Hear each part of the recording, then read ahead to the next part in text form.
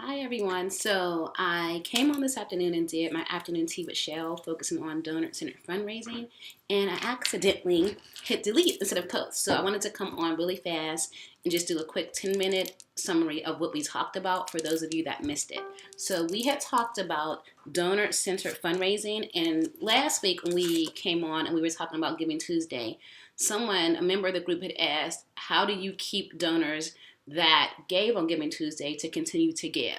And so that clicked in my head to talk about donor-centered fundraising and how you can focus on three things to kind of help with your fundraising efforts to be donor-centered. And I had showed this book because this is what I looked at in grad school, and I still use this to this day to look at some things. So this is by Penelope Burke, and it's called Donor-Centered Fundraising. So in case anyone was interested in the book that I talked about last week, this was it. But I'm just going to talk about three quick things so that you guys can have what I mentioned. And so the number one thing we talked about was strategy. You have to create a strategy to ensure that you are looking at your fundraising from your donors' shoes or your donors' points of view.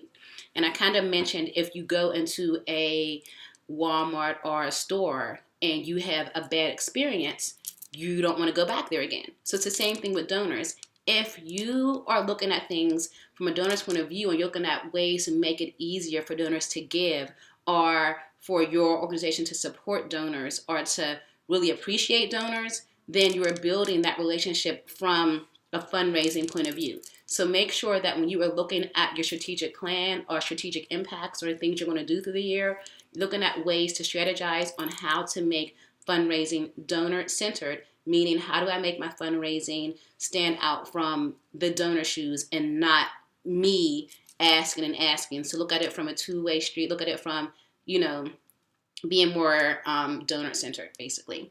Number two, I talked about how to be impactful. How are you meeting your donors' needs? How are you looking at things to make sure that the programs that your donors are giving to are actually seeing results? How are you doing things to make sure that your donors are connecting to your mission and your vision, because they gave for a reason? So you want to make sure they're continuing to connect to that. You want to make sure that you are continuing to be impactful, not just on your program's side, but also on the donor side as well. So what are you doing to impact your donors in a way that they feel empowered to continue to give again? So make sure as you're building your strategy, you're looking at that as well. Are we empowering our donors to give testimonies? Are we empowering our donors to join our board? Are we empowering our donors to give back in different ways that they can't just give money by volunteering?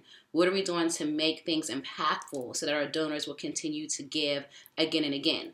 We talked about the fact that when you are being impactful and your donors are feeling empowered, they're going to be your word of mouth and other donors will come. So I am at a table and I'm talking to someone and someone mentions ABC organization and I'm like, oh, I never heard of that.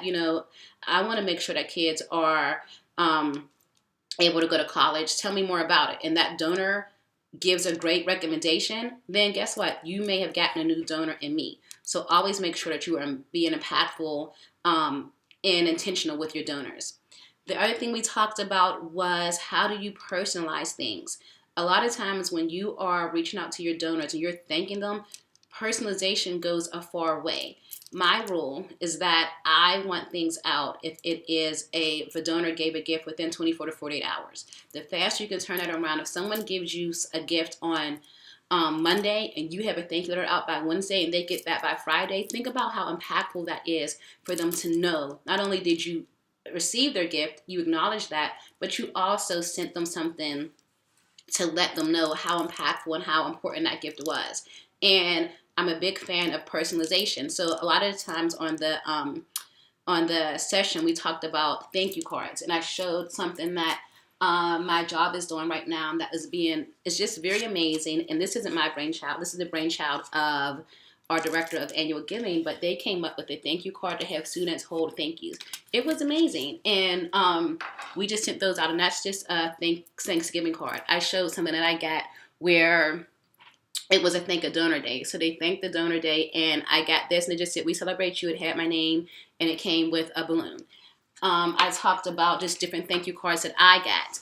I'm trying to see if I still have the example. Yes, so this is an example of an event that I did, and someone sent me a thank you card and wrote in it, and how I keep all of these because they means something to me because someone took the time out to do that. So when you do that for your donors, when you make things personal, it goes a long way in whether or not they're going to continue to give back or volunteer or whatever it is you're looking for them to do.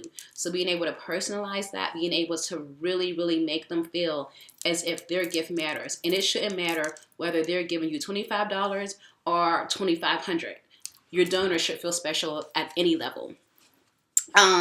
What else did we talk about? We really, really focused on the fact that when you look at things from a donor's point of view, it changes the strategies and how you do things. For example, last week we talked about Giving Tuesday, so I wanted to talk about if you have a process when donors have to click more than 3 times to donate to you, more than likely by that 4th time, you're not going to get that donation. So you want to make sure that even your links are working, that your Donate Now button is working, that the donor experience or user experience is simple, easy, and to the point. So think about if you went to buy something and you're in your, everything's in your shopping cart and you're trying to figure out online, where do I click? How do I find this? How do I go back? It gets frustrating. So then you no longer want to give. You no longer want to buy those items. Look at things from that point of view. Look at things as if your organization is running as if it is a business, not just, I always say that sometimes people that run nonprofits forget that it's a business. You have to look at things as if the donor is your customer. In addition to who your clients are and who you're meant to serve, your donors are also one of your customers. They're also one of those groups that you have to break down and really kind of analyze and understand. I also mentioned that when you're looking at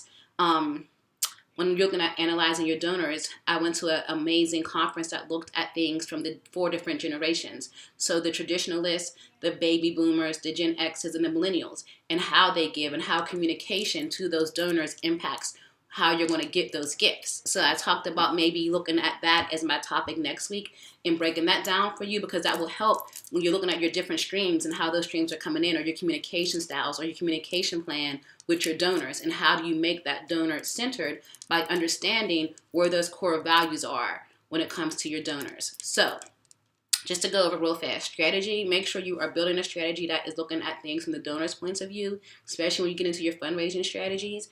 You want to make sure that you are looking at how to empower your donors to be more impactful, and how your organization is helping your donors to be more impactful, not just in giving, but in volunteering, board positions, opening up doors to you with different foundations. You want to make sure that you are personalizing your fundraising materials, you're personalizing your thank yous, you're personalizing how you're communicating with your donors.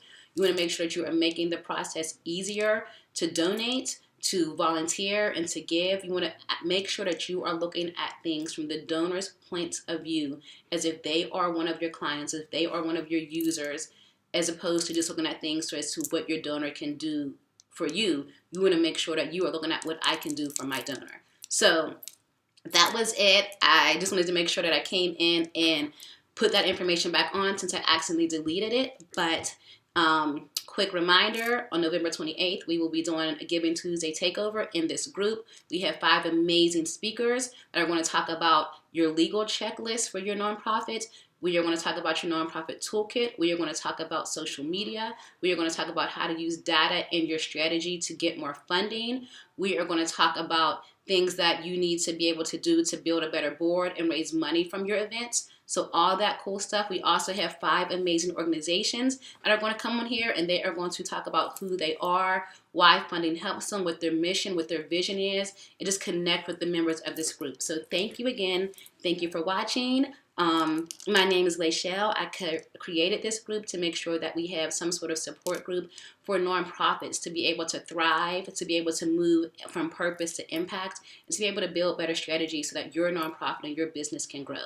So I will see you next week. I am here this month every Tuesday at noon Eastern Standard Time for afternoon tea with Shell, where I'm just trying to spill the tea on everything that I've learned to help your organization grow.